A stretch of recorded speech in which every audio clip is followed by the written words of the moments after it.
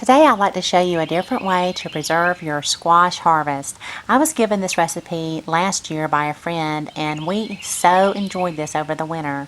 Now I'm going to use a medley of different kind of squashes and zucchini for this recipe, but you can certainly just use one kind of squash if that's what you're growing this year. We'll go ahead and start by preparing our squash for the food processor, and I'm going to remove the seeds on this particular crooked neck squash because it was so big. And I'm just going to go ahead and quarter the patty pan squash and get the Romanesco zucchini ready. Now this was a real pretty shaped zucchini if you've not ever grown it before. It's like a star kind of shape and it's really neat.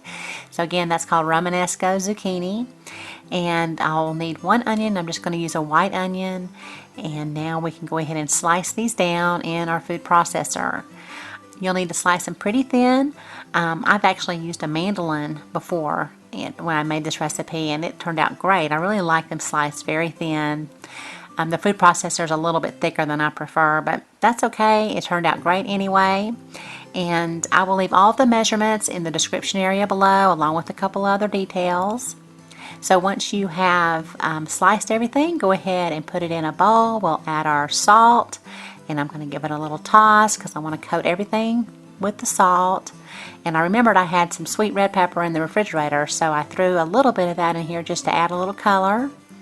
And now we will cover it with ice, and I'll leave it at room temperature for about 3 hours. Now I want to go ahead and make the brine, and we'll add our vinegar and some sugar along with our spices.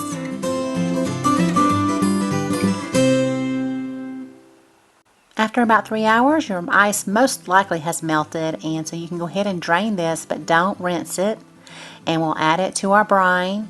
I'm going to warm up the brine with the squash for about 5 minutes at a small boil. And then I'm going to add it to my sterilized canning jars.